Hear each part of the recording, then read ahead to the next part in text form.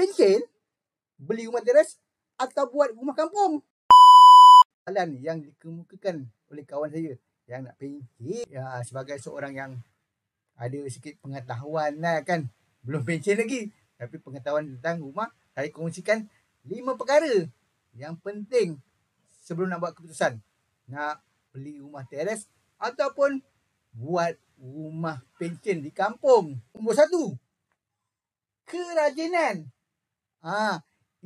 Rajin mengemas tak? Tidak dilaman kan, yang perlu dijaga selalu.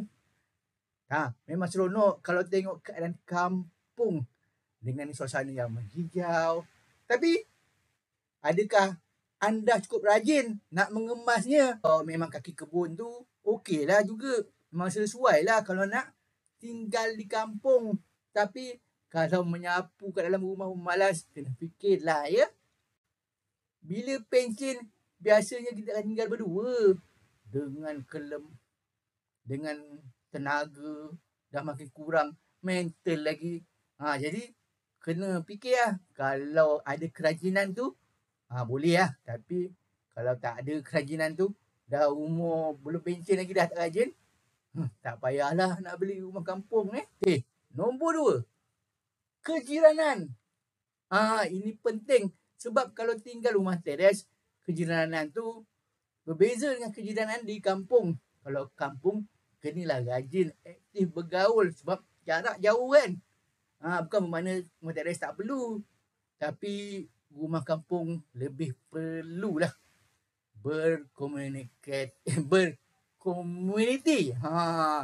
Lagipun dah pencen, kena aktif dalam kampung. Kalau kat kampung, kenalah selalu pergi masjid kan. Rumah kahwin, kenalah pergi selalu. Sebab nak pencen, berbeza lah. Kalau pencen besok nak buat majlis kahwin anak kat kampung, kena panggil orang kampung. Kalau ke rumah teres, boleh buat kat dewan kan. Lain cerita. Nombor 3, lokasi. Ini penting sebab masa pencen dah tua, tenaga pun dah kurang. Jadi kena cari tempat-tempat yang dekat dengan akses kawasan, dengan akses tempat yang kita selalu nak pergi. Terutamanya klinik, hospital, kedai makan. Kalau kampung ni mungkin jauh sikit kalau nak pergi tempat-tempat macam tadi kan. Klinik, hospital, kedai makan kurang. Tapi kalau kat kampung ada juga tempat-tempat macam tu pun okey juga. Tapi yang penting benda-benda tu memang kena dah dekat dengan tempat tinggal. 4, kewangan. Kewangan tu penting. Jangan ingat kewangan tu semata-mata untuk beli rumah saja. Tak cukup tu. Kena juga fikir untuk bajet di masa hadapan. Bukan apa, bila pencen dah tak kerja kan. Jadi macam-macam yang kena fikirkan untuk pembayaran. Kalau kampung, kalau rumah teres, dia ada cukai taksiran, cukai tanah, cukai apa lagi? Macam IWK dan sebagainya. Kalau rumah kampung, mungkin hanya cukai tanah saja. Tapi kena fikir jugalah. Macam mana buang sampah. Nak buang sisa makanan kan. Sisa perut. Sebab 10 tahun nanti dah penuh. Kena juga fikir benda tu. Dan juga ada pelbagai bajet yang perlu dipersiapkan. Jadi fikir kena tengok, kena nilaikan mana satu yang sesuai untuk kadar kewangan kita untuk 10 atau 15 tahun akan datang. Kita tak tahu berapa lama kita hidup lagi kan. Nombor 5, ni paling penting. Kena tanya pasangan.